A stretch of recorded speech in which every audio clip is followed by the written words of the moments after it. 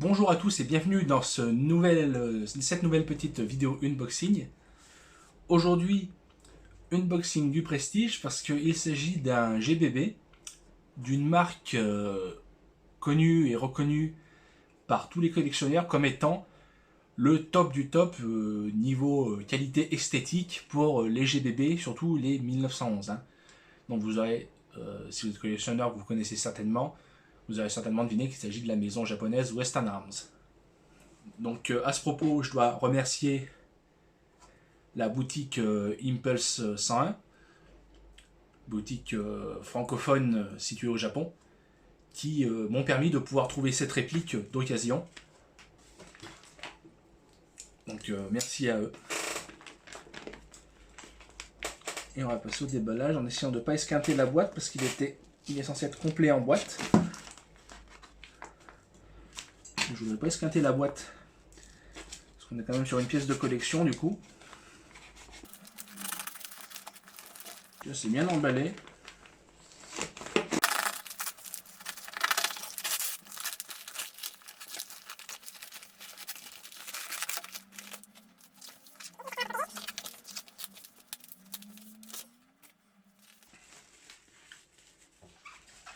Alors Western Arms c'est quand même censé être le top du top. Donc j'espère que ce sera à la hauteur de sa réputation. Déjà a priori on aura de l'ABS heavyweight. Il n'y a pas de l'ABS standard comme chez une certaine autre marque que je peux pas blairer à cause de ça.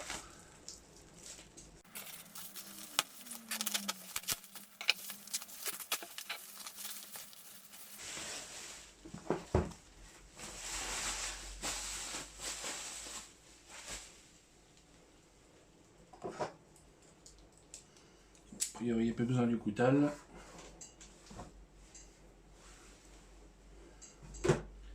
Donc, SCW. Donc c'est le type SCW, c'est la plateforme, le standard mécanique de Western Arms. Il y a 3 versions de ce système.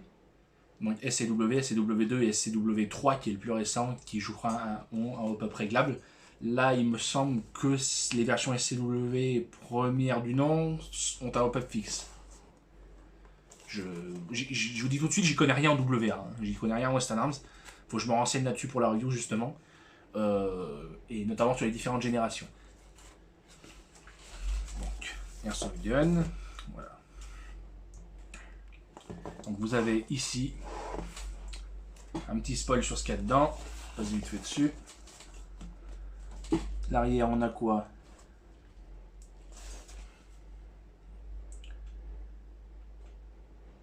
Shibuya Custom Work.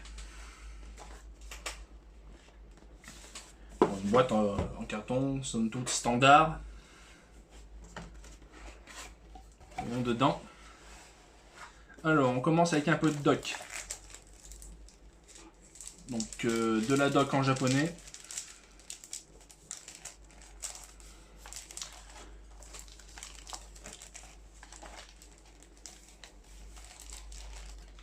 C'est une feuille ça ou c'est juste... Ouais. Donc on a ici un document, peut-être un genre de certificat. Nous avons ici un manuel Colt. Donc qui n'est pas pour le modèle... c'est pas le modèle qu'il y a dans la boîte. Mais ça doit être un manuel universel.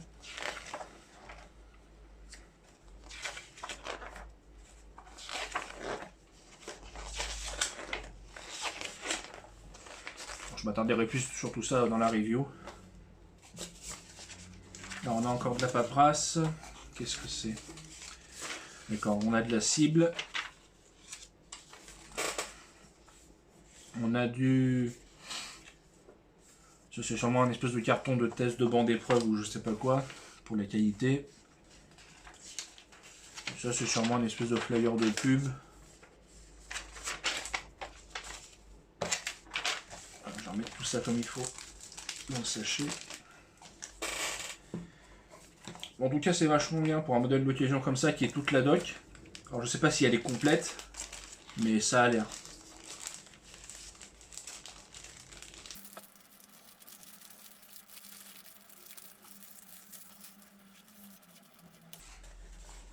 Et ensuite nous avons une petite mousse de protection, une autre petite mousse de protection, et voilà, on dévoile enfin le contenu. Un superbe Colt Delta Elite, 10 mm auto. Alors qu'est-ce que nous avons?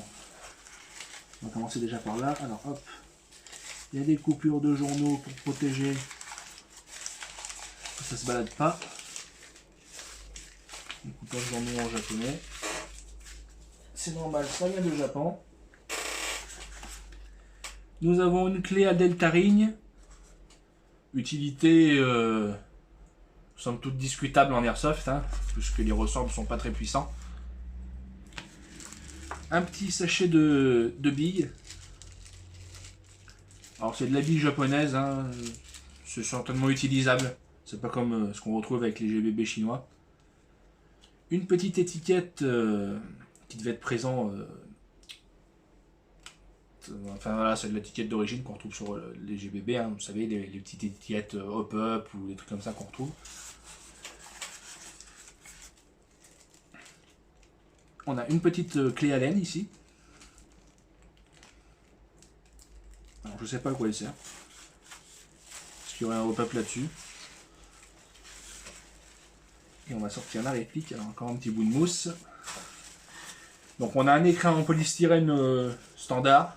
Enfin, je dis tout le temps standard, mais voilà, c'est déjà un truc classique. Ouh, c'est surprenant. Le poids est surprenant. Pour un GBB en plastique. Parce que j'ai eu du Marui dans les mains. Hein. Les 1911 Marui, ils font pas ce poids là, les gars. Là, on est, il me semble, sur un petit peu moins de 900 grammes à la pesée. Par rapport à un GBB Marui, c'est autre chose. Hein. Là, j'ai envie de dire déjà bon point. Là, je vois qu'on commence à être sur quelque chose de sérieux. On ressent bien le heavyweight.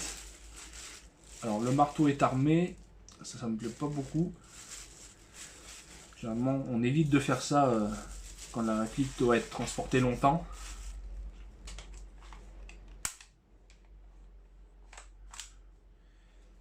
Alors, je vais mettre tout ça de côté.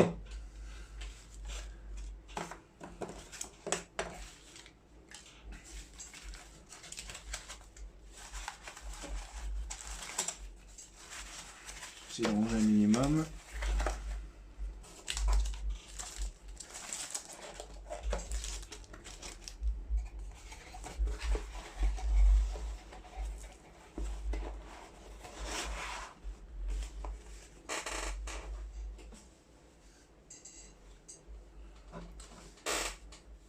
Et donc voilà.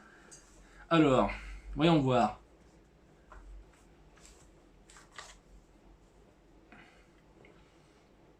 Alors déjà on a un chargeur qui a l'air, qui a priori est simple colonne comme les WE, puisque il ne contient que 15 coups. J'ai envie de dire c'est pas plus mal, hein, quand on voit que les Marui n'arrivent pas à finir leur chargeur d'un peu plus de 20 coups je crois. Quand on voit qu'on n'arrive pas à finir avec une charge de gaz parce que les chargeurs sont trop fins, j'ai envie de dire 15 coups c'est pas si mal. Au moins on finit les chargeurs. Le grip est en caoutchouc, c'est assez agréable, la prise en main.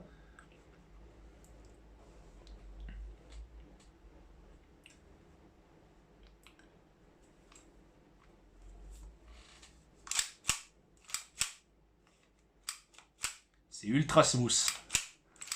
Le cycle est ultra smooth, il n'y a quasiment pas de résistance. Ah, c'est souple, hein. C'est vraiment souple. Il n'y a quasiment pas de frottement. Les ajustements ont l'air pas trop dégueux. Non, c'est bien. Hein. Il a l'air vraiment en bon état pour une occasion.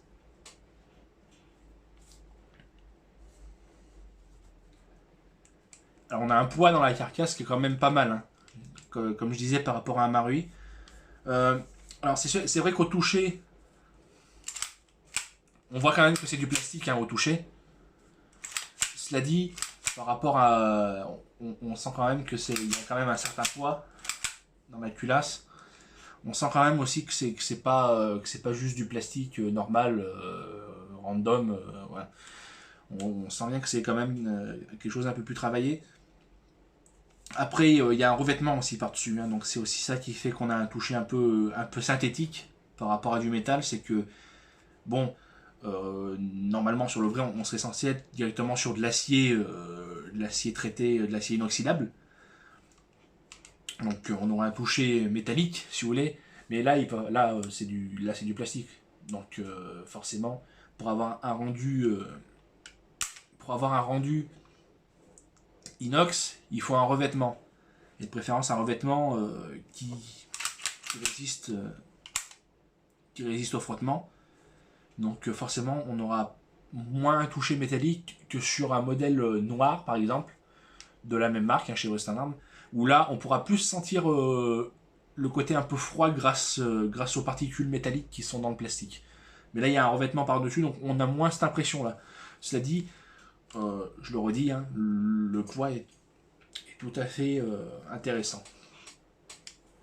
Alors, franchement, c'est une très belle réplique. Là, pour l'instant, je suis pas trop déçu. Alors, on voit quand même qu'il a un peu servi. Il a dû servir un petit peu parce que là, ici, par exemple, j'ai une petite brillance. Le revêtement a dû légèrement se polir à force des manipulations. À force de le tenir comme ceci, par exemple. Voilà, là, on a le revêtement est légèrement poli. Mais franchement, il faut vraiment le regarder à la lumière. Orienter ça vers une lumière pour s'en rendre compte. Voilà. Bon, bah, moi, je suis bien content, en tout cas, parce que j'ai toujours voulu un Delta Elite. C'est un classique hein, chez WA. C'est pas le plus beau, c'est pas le plus recherché. Mais voilà, moi j'ai toujours voulu celui-là, donc voilà, j'en avais eu un Spring étant gamin. Donc voilà, avoir le modèle en GBB et en plus de chez Western Arm, Prestige, c'est quand même assez kiffant. Voilà. Détente. Alors, c'est un petit peu long quand même.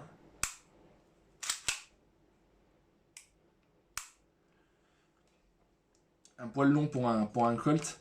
Il n'y a pas d'enlilage du butt latch. Bon, c'est pas bien grave, mais de toute façon, c'est une réplique qui va être essentiellement destinée à la collection. Je vais pas m'amuser à mettre ça sur un terrain. Trop peur de l'abîmer. Est-ce qu'ils ont laissé un peu de gaz dedans? Non, parce que évidemment, prendre l'avion, on laisse pas de gaz. Bon, ben voilà, j'espère que ce petit unboxing vous aura plu. Je vais attendre d'avoir un maximum d'infos à vous donner sur la réplique en termes de fiches techniques, ainsi que sur la marque, parce que c'est quand même intéressant. Je vais essayer de vous donner le plus d'infos possible dans la review, donc je ne sais pas quand elle arrivera quand elle arrivera. Voilà. Bon, si vous avez aimé cette petite vidéo d'unboxing, n'hésitez pas à mettre un petit pouce bleu, à vous abonner également pour ne serait-ce que pouvoir avoir la notif de la review, mettre la cloche, tout ça. Et moi je vous dis à la prochaine, salut!